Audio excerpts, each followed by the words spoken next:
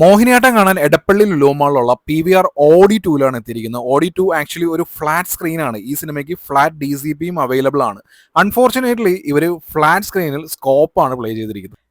എൻ്റെ റിവ്യൂ സ്ഥിരമായി ഫോളോ ചെയ്യുന്നവർക്ക് അറിയാം, 2026 റിലീസായിട്ടുള്ള മലയാള സിനിമകളിൽ ഞാൻ ഒരു സിനിമയ്ക്കും ഒരു ഹൈലി പോസിറ്റീവ് എന്നുള്ള രീതിയിൽ അഭിപ്രായമൊന്നും പറഞ്ഞിട്ടില്ല. പക്ഷേ ഭരതനാട്യം 2 മോഹിനിയാട്ടം എന്ന് പറയുന്ന ഈ സിനിമ ഞാൻ തുടക്കം മുതൽ അവസാനം വരെ നല്ല രീതിയിൽ എൻജോയ് ചെയ്തിട്ടുണ്ട്. ഞാൻ ഒരുപാട് നാളുകൾക്ക് ശേഷമാണ് തിയേറ്ററിൽ നിന്ന് ഇങ്ങനെ നോൺ സ്റ്റോപ്പായിട്ട് ഇങ്ങനെ ചിരിച്ച് അവസാനം കണ്ണിന്ന് വെള്ളം വരിക എന്നൊക്കെ പറയില്ലേ.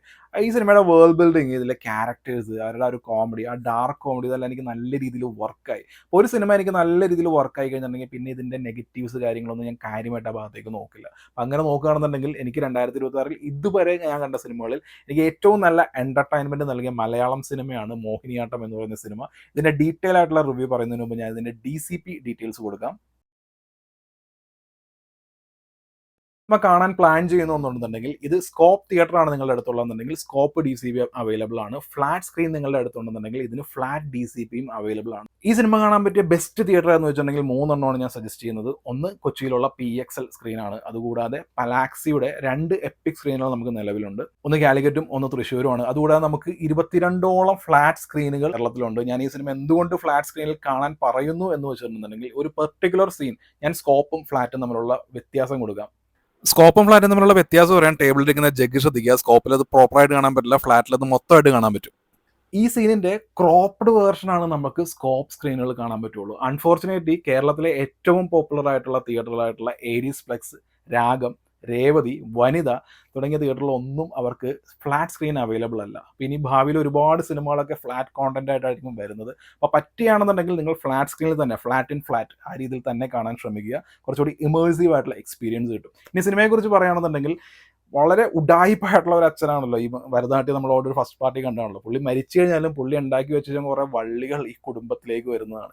ഇവർ നേരിടുന്ന ഒരു പ്രധാന പ്രശ്നം എന്ന് പറയുന്നത് ഒരു ക്ഷേത്രമാണ്. ആ ക്ഷേത്രമായിട്ട് റിലേറ്റഡ് ആയിട്ടുള്ള കുറച്ച് കാര്യങ്ങളാണ്. അത് വളരെ ക്രിയേറ്റീവ് ആയിട്ടുള്ള ഒരു സംഭവമായിട്ട് തോന്നി. അത് കഴിഞ്ഞ് പിന്നീട് ഒരു ക്രൈം നടക്കുന്നുണ്ട്. അപ്പോൾ ഈ ക്രൈം മറച്ചു വയ്ക്കാൻ വേണ്ടി ഒരു കുടുംബം കാണിച്ചു കൂട്ടുന്ന സംഭവങ്ങളെല്ലാമാണ് വരുന്നത്. അപ്പോൾ ഞാൻ നേരത്തെ പറഞ്ഞ പോലെ ആ ക്ഷേത്രത്തോട് റിലേറ്റഡ് ആയിട്ടുള്ള കാര്യങ്ങൾ അതിൽ നമുക്ക് സിനിമ തുടങ്ങി കുറച്ച് കഴിയുമ്പോൾ തന്നെ വളരെയധികം ഇമ്പ്രസ് ചെയ്യുന്ന ഒരു ക്യാരക്ടർ സുരാജിൻ്റെയാണ്. പുള്ളി ചെയ്തു വെച്ചിരിക്കുന്നത് ആ ക്യാരക്ടർ എഴുതിയിരിക്കുന്ന രീതി, പുള്ളി ഇത് ചെയ്തു വെച്ചിരിക്കുന്ന വിധമൊക്കെ ഭയങ്കര ഇമ്പ്രസീവാണ്. വളരെ കുറച്ച് സ്ക്രീൻ സ്പേസേ പുള്ളിക്ക് ഉള്ളൂ. പക്ഷേ ഈ ക്യാരക്ടറാണ് ടോട്ടൽ ഈ സിനിമയിൽ ഇങ്ങനെ നിറഞ്ഞു നിൽക്കുന്നത്. ഈ ഫാമിലി നേരിടേണ്ടി വരുന്ന പ്രധാന കോൺഫ്ലിക്റ്റ് എന്ന് പറയുന്നത് വളരെ പെട്ടെന്ന് തന്നെ പ്രേക്ഷകരിലേക്ക് എത്തിച്ച് പിന്നീട് ഈ ഓരോ ക്യാരക്ടേഴ്സിലൂടെ ആ ക്യാരക്ടേഴ്സിൻ്റെ മാനറിസം, അവരുപയോഗിക്കുന്ന സ്ലാങ് തുടങ്ങിയ കാര്യങ്ങളിലൂടെയൊക്കെ ഈ കോമഡി നല്ല രീതിയിൽ വർക്കായിട്ടുണ്ട്. ഇതിന് ഇൻ്റർവൽ പോർഷനൊക്കെ വരുമ്പോഴേക്കും നമ്മൾ അതിനകത്തുള്ള ഓൾമോസ്റ്റ് എല്ലാ ക്യാരക്ടേഴ്സ്, ഇവരുടെ കോൺഫ്ലിക്റ്റ്, അതിനകത്ത് വരുന്ന ഡാർക്ക് ഹ്യൂമർ, ഇതെല്ലാം നമുക്ക് നല്ല രീതിയിൽ ഇമ്പ്രസ് ആയിട്ടായിരിക്കും വരുന്നത്. അപ്പോൾ ഫസ്റ്റ് ഹാഫ് കഴിഞ്ഞ് കഴിയുമ്പോൾ സെക്കൻഡ് ഹാഫിലേക്ക് വരുമ്പോൾ കുറച്ചുകൂടി ബെറ്റർ ആയിട്ടുള്ള, അതായത് അത് ബേബി ജിൻ ഒരു ഫാമിലിനെ മൊത്തം കോൺഫ്രണ്ട് ചെയ്യുന്ന ഒരു സീക്വൻസ് ഉണ്ട്. അപ്പോൾ ആ സമയത്തുള്ള പുള്ളിയുടെ കോമഡി ടൈമിംഗ് ഒക്കെ അപാരമായിരുന്നു. പിന്നീട് ഒരു ഫാമിലി വാട്സപ്പ് ഗ്രൂപ്പ് ക്രിയേറ്റ് ചെയ്യുന്ന പോലെ ഒരു സംഗതിയുണ്ട്. ജഗദീഷിൻ്റെ ഒരു സീക്വൻസ് വരുന്നുണ്ട്. ആ എൻറ്റയർ സീക്വൻസിൻ്റെ സ്റ്റേജിങ് തുടങ്ങിയ കാര്യങ്ങളൊക്കെ വളരെ ഹിലേരിയസ് ആയിട്ടായിരുന്നു വന്നുകൊണ്ടിരുന്നത്. പിന്നീട് അതിൻ്റെ ഫൈനൽ ആക്ട് ആ രീതിയിൽ വരുമ്പോൾ എനിക്ക് ഈ സിനിമ ഒരു കുറവായിട്ട് തോന്നിയതെന്ന് വെച്ചിട്ടുണ്ടെങ്കിൽ ഒരുപാട് ക്രിയേറ്റീവ് ആയിട്ടുള്ള സംഗതി ഈ പടത്തിലുണ്ട്. ഇതിനകത്തൊരു ഫാമിലി വാട്സപ്പ് ഗ്രൂപ്പ് പോലെ ക്രിയേറ്റ് ചെയ്തിട്ട് അതിനകത്ത് ഓരോരുത്തർ ആ ചെയ്ത് കഴിഞ്ഞിട്ടുണ്ടെങ്കിൽ ടിക്ക് വരിക, അങ്ങനെ കുറച്ച് ഹിലേരിയസ് ആയിട്ടുള്ള മൊമെന്റ്സും കാര്യങ്ങളൊക്കെ ക്രിയേറ്റീവായിട്ട് ഈ പടത്തിൽ ഉൾപ്പെടുത്തിയിട്ടുണ്ട്. പക്ഷേ ഇതുപോലുള്ള സിനിമകളുടെ സ്ഥിരം ടെംപ്ലേറ്റ് ആയിട്ട് വരുന്ന ഒരു കുറച്ച് സംഗതികളെല്ലാം ഈ സിനിമയുടെ ക്ലൈമാക്സ് കഴിഞ്ഞിട്ട് വരുന്നുണ്ട്. അതെനിക്കൊരു ഡിസപ്പോയിൻറ്റ് ഫീൽ ആയിരുന്നു. പിന്നെ കാരിക്കേച്ചർ ലെവലിലുള്ള ഒരുപാട് ക്യാരക്ടേഴ്സ് ഈ പടത്തിൽ വരുന്നുണ്ട്. പക്ഷേ ഈ സിനിമ ബിൽഡ് ചെയ്ത് വെച്ചിരിക്കുന്ന ആ ഒരു വേൾഡ് ഉണ്ടല്ലോ, ആ വേൾഡിൽ ഇത് ബ്ലെൻഡായി പോകുന്നുണ്ട്. ഇപ്പോൾ ഇതിനകത്ത് വിനയ് ഫോർട്ടായിട്ട് തന്നെയാണ് അഭിനയിക്കുന്നത്. പുള്ളിയുടെ ആ ഒരു സൗണ്ട് മോഡുലേഷനിൽ കുറച്ച് ലൗഡായിട്ടുള്ള പെർഫോമൻസും കാര്യങ്ങളൊക്കെയാണ്. പക്ഷേ ഈ സിനിമയിൽ പുള്ളി സിങ്കാണ്. പിന്നെ ജഗദീഷിൻ്റെ കാര്യം പറയുകയാണെന്നുണ്ടെങ്കിൽ ഫസ്റ്റ് ഹാഫിൽ പുള്ളി ഒന്നോ രണ്ടോ സീക്വൻസുകളിലേക്ക് വരുന്നുള്ളൂ. സെക്കൻഡ് ഹാഫിൽ ഒരു എൻറ്റയർ സീക്വൻസ് തന്നെ പുള്ളിയുടെ ആയിട്ടുള്ളത്. അതെല്ലാം നല്ല രസമായിരുന്നു. അതിനകത്തൊരു മമ്മൂട്ടിയുടെ സിനിമയിലെ ഡയലോഗ് പറയുന്നുണ്ട്. ആക്ച്വലി അതൊരു ഓക്വേർഡ് വിയേർഡ് മൊമെൻ്റ് ഒക്കെ തന്നെയാണ്. പക്ഷേ ആ സമയത്ത് പുള്ളി പറയുമ്പോഴും ഈ സിനിമ അതിനു മുമ്പ് നൽകിയ സീക്വൻസുകളും കാര്യങ്ങളൊക്കെ ഉണ്ട് നമുക്കതൊരു ചിരിക്കാനുള്ള മൊമെൻ്റ് ആയിട്ട് മാറുന്നുണ്ട്. അതുപോലെ ഫസ്റ്റ് ഹാഫിൽ വരുന്ന സൈജു ഗ്രൂപ്പ് ഇക്കിളിയിടുന്നൊരു സീനുണ്ട്. ഇക്കിളിയിടുന്ന സീനൊക്കെ ആണെന്നുണ്ടെങ്കിൽ അയ്യേ ഇതെന്ത് എന്ന് നമുക്ക് തോന്നും. പക്ഷേ ഈ സിനിമയുടെ മൊത്തത്തിലുള്ള ഒരു മൂഡ് സെറ്റിംഗ് തന്നെ അതാണ്. ഇപ്പം ഇതുപോലുള്ള സീക്വൻസ് ആണെങ്കിൽ പോലും ആയിക്കോട്ടെ, ആ ഒരു മൂഡിൽ നമുക്ക് നമ്മളെയും കൂടി കുറച്ച് ഇൻവോൾവ് ചെയ്തിട്ടുള്ള ആ രീതിയിലുള്ള കഥാപറച്ചിലാണ് ഈ സിനിമയ്ക്കുള്ളത്. ഇപ്പോൾ ഒരു ഡാർക്ക് കോമഡിയുടെ ഒരു എക്സ്ട്രീം വേർഷൻ എന്നുള്ള രീതിയിലാണ് ഈ പടം വരുന്നത്. ഇതിൻ്റെ പെർഫോമൻസ് ആണെങ്കിൽ ബേബി ജിൻ്റെ കാര്യം പറയുകയാണെന്നുണ്ടെങ്കിൽ പുള്ളിക്ക് അപാര കോമഡി ടൈമിംഗ് ആണ്. ആലപ്പുഴ ജിംഖാനയിലും പുള്ളി ഒരു കോമഡി കൈൻഡ് ഓഫ് റോള് തന്നെയാണ് ചെയ്തിരിക്കുന്നത്. പക്ഷേ ഈ സിനിമയിലേക്ക് വന്നപ്പോൾ കുറച്ചുകൂടി ബെറ്റർ ആയിട്ടുള്ള ഒരു കോമഡി ടൈമിങ്ങും കാര്യങ്ങളൊക്കെ പുള്ളി ചെയ്യുന്നുണ്ട്. പിന്നെ സുരാജ് പിന്നെ ഗംഭീര പെർഫോമൻസ് ആണ്. സൈജു കുറുപ്പിന്റെ കാര്യം പറയുകയാണെന്നുണ്ടെങ്കിൽ സൈജു കുറുപ്പ് ഈ സിനിമയുടെ ഹീറോ ആണെങ്കിൽ കൂടി ബാക്കിയുള്ളവർക്ക് ഒരുപാട് സ്പേസ് കൊടുത്തിട്ടുള്ള സംഗതികളൊക്കെയാണ് പടത്തിലുള്ള. പിന്നെ ഇതിന്റെ എല്ലാ ക്യാരക്ടേഴ്സ്, അവരുടെ ആ ഒരു ബോഡി ലാംഗ്വേജ്, മാനറിസം, ചില മോണോലോഗ്സ് എല്ലാം ഗംഭീരമാണ്. ഇപ്പോൾ അളിയന്മാർ രണ്ടും പാർട്ടീഷനെ കുറിച്ചെല്ലാം സംസാരിച്ചുകൊണ്ടിരുന്നത് ഇന്ന് അടുത്തോന്നൊക്കെ പറഞ്ഞ് അങ്ങനെ കുറച്ച് വളരെ രസകരമായിട്ടുള്ള ഒരുപാട് സീക്വൻസും കാര്യങ്ങളൊക്കെ ഈ പടത്തിലുണ്ട്. സിമ്പിളാണ്. ദൃശ്യം പോലുള്ള ഒരു സിനിമ, ദൃശ്യം ഒരു ത്രില്ലർ ആയതാണ്. ആ ത്രില്ലർ അല്ലാതെ ഇതിങ്ങനെ ഒരു ക്രൈം നടക്കുന്നു, അതൊരു ഫാമിലിയിലുള്ള എല്ലാവരും അത് ഹൈഡ് ചെയ്യാൻ ശ്രമിക്കുന്നു, അതൊരു ഡാർക്ക് കോമഡി ആയിട്ട് വന്നു കഴിഞ്ഞാൽ എങ്ങനെയായിരിക്കും. അതിനകത്തുള്ള ഓൾമോസ്റ്റ് എല്ലാ കോമഡികളും വർക്കായിട്ടുണ്ട്. ഞാൻ 100% കോമഡിയും വർക്കായിട്ടുണ്ടെന്നല്ല പറയുന്നത്. ഓഡായിട്ടുള്ള കുറച്ച് മൊമെന്റ്സും കാര്യങ്ങളൊക്കെ പടത്തിലുണ്ട്. പക്ഷെ അതൊന്നും ഒരു കുറവായിട്ട് ഫീൽ ചെയ്യിക്കാതുള്ള ഒരു പാക്കേജിങ് ഈ പടത്തിന് ഓഫർ ചെയ്യാനുണ്ട്.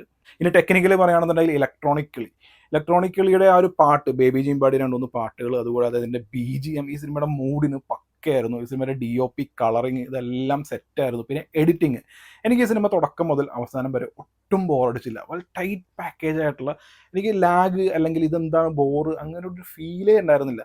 ഇപ്പോൾ ഓരോ ഫോർ ഷാഡോയിങ് ഉണ്ട്. ഇപ്പോൾ വിനയ് ഫോർട്ടിൻ്റെ ക്യാരക്ടറിനെ കുറിച്ച് ആദ്യമേ പറയുന്നുണ്ട്. പിന്നെ ബേബിജീൻ്റെ ക്യാരക്ടർ ഉണ്ട്. ബേബിജീൻ്റെ ക്യാരക്ടർ എന്തുകൊണ്ട് പോലീസിൻ്റെ അടുത്ത് പോകുന്നില്ല എന്നുള്ളതിന് ആദ്യമേ ഒരു പറയുന്നുണ്ട്. അങ്ങനെ വളരെ നൈസ് ആയിട്ടുള്ള ഡീറ്റെയിലിംഗ് ആയിട്ടുള്ള കുറേ കാര്യങ്ങളെല്ലാം ഈ പടത്തിലുണ്ട്. അപ്പോൾ വളരെ ടൈറ്റ് ആയിട്ട് തന്നെ എഡിറ്റിംഗ് ചെയ്ത് വെച്ചിരിക്കുന്ന ടെക്നിക്കലി സുപ്പീരിയർ ആയിട്ടുള്ള ഒരു പടം തന്നെയാണ് മോഹിനിയാട്ടം എന്ന് പറയുന്ന cinema. First half, second half ഇത് രണ്ടും കമ്പയർ ചെയ്യുകയാണെന്നുണ്ടെങ്കിൽ എനിക്ക് ഫസ്റ്റ് ഹാഫിനേക്കാൾ കൂടുതൽ സെക്കൻഡ് ഹാഫ് എനിക്ക് ഇഷ്ടപ്പെട്ടു. കാരണം സെക്കൻഡ് ഹാഫിലാണ് ഈ ബേബിജിൻ ഒരു ഹോൾ ഫാമിലിയെ കോൺഫ്രണ്ട് ചെയ്യുന്ന ഒരു സീക്വൻസ്, ജഗദീഷിൻ്റെ ഒരു സീക്വൻസ്, അത് കഴിഞ്ഞൊരു സൂപ്പർ മാർക്കറ്റിൽ പർച്ചേസ് ചെയ്യാൻ പോകുന്ന ഒരു സീക്വൻസ്, ഹോൾ ഫാമിലി പർച്ചേസ് ചെയ്യാൻ പോകുന്ന ഒരു സീക്വൻസ് വരുന്നുണ്ട്. വളരെ ഹിലേരിയസ് ആയിട്ടുള്ള സംഭവങ്ങളാണ്. അപ്പോൾ അങ്ങനെയുള്ള, പിന്നെ ഫാമിലി വാട്സാപ്പ് ഗ്രൂപ്പ്, അങ്ങനെയൊക്കെ കുറേ സംഗതികളെല്ലാം ഇതിനകത്തേക്ക് വരുന്നുണ്ട്. വിനയ് ഫോർട്ടിൻ്റെ ആ ലൗഡായിട്ടുള്ള പെർഫോമൻസും കാര്യങ്ങളും എല്ലാം ഇതിനകത്ത് സിങ്ക് ആയിട്ട് വരുന്നുണ്ട്. അത് സെക്കൻഡ് ഹാഫ് കുറച്ചുകൂടി എനിക്ക് നല്ലതായിട്ട് തോന്നി. സാധാരണ ഫസ്റ്റ് ഹാഫ് നല്ല രീതിയിലും സെക്കൻഡ് ഹാഫ് ഡൗൺ ആയിട്ടാണ് ഫീൽ ചെയ്യാറ്. പക്ഷേ എനിക്കിത് ഫസ്റ്റ് ഹാഫിനേക്കാൾ കൂടുതൽ സെക്കൻഡ് ഹാഫ് എനിക്ക് ഇഷ്ടപ്പെട്ടു. സിനിമ എല്ലാം കഴിഞ്ഞ് ഇതുപോലുള്ള ടെംപ്ലേറ്റ് പടങ്ങൾ എങ്ങനെയൊക്കെയാണ് അവസാനിക്കുന്നത്, അതുപോലുള്ള നമ്മൾ ഒരുപാട് കണ്ടിട്ടുള്ള ഒരു സംഭവം തന്നെ വന്ന് കാണിച്ച് പടത്തിൻ്റെ ടൈറ്റിൽ വരുന്നു എന്നുള്ള രീതിയിൽ നോക്കുകയാണെന്നുണ്ടെങ്കിൽ അതൊരു ചെറിയ ഡിസപ്പോയിൻമെൻ്റ് ആയിട്ട് ഫീൽ ചെയ്തു. പക്ഷേ അതൊരു വലിയ കുറവല്ല ആക്ച്വലി. ഈ സിനിമ നിങ്ങൾ ഫാമിലി ആയിട്ടാണ് കാണാൻ പ്ലാൻ ചെയ്യുന്നതെന്നുണ്ടെങ്കിൽ, ഒരു ക്രൈം നടക്കുന്നു, അപ്പോൾ കുടുംബത്തിലുള്ള എല്ലാവരും ആ ക്രൈം ഹൈഡ് ചെയ്യാൻ വേണ്ടി ശ്രമിക്കുന്നു. ഇതാണ് ഈ സിനിമയുടെ തീം. അപ്പോൾ അതിന് പ്രോപ്പറായിട്ടുള്ള പാരന്റൽ ഗൈഡൻസ് അത്യാവശ്യമാണ്. അപ്പോൾ തീരെ ചെറിയ കുട്ടികളൊക്കെ ആയിട്ടാണ് പോകുന്നതെന്നുണ്ടെന്നുണ്ടെങ്കിൽ ഒരു ക്രൈം റിലേറ്റഡ് ആയിട്ട് നടക്കുന്ന ഡാർക്ക് കോമഡിയാണ് ഈ സിനിമയിലുള്ളത്. അപ്പോൾ ആ കുട്ടികൾക്ക് അതിനകത്തുള്ള കോമഡിയും കാര്യങ്ങളും ഒക്കെ സ്ലാപ്സ്റ്റിക് ഒന്നും അല്ലല്ലോ വരുന്നത്. അപ്പോൾ അതൊന്നും കഴിഞ്ഞിട്ട് കണക്ട് ആകാൻ പറ്റുമെന്ന് തോന്നുന്നില്ല. അപ്പോൾ നിങ്ങൾക്ക് ഇത് പറഞ്ഞപ്പോൾ തന്നെ മനസ്സിലായിട്ടുണ്ടാവില്ല ഏത് ടൈപ്പ് ഓഫ് ടാർഗറ്റ് ഓഡിയൻസ് ആണ് ഈ പടത്തിലുള്ളതെന്നുള്ളത്. അങ്ങനെ ഒരാളാണ് നിങ്ങളെന്നുണ്ടെന്നുണ്ടെങ്കിൽ നിങ്ങൾക്ക് 2-2.5 മണിക്കൂർ ഫുൾ എൻജോയ് ചെയ്യാനുള്ള, നല്ല രീതിയിൽ ചിരിക്കാനുള്ള മൊമെന്റ്സ് എല്ലാം നൽകുന്ന ഒരു അടിപൊളി പടമാണ് മോഹിനിയാട്ടം.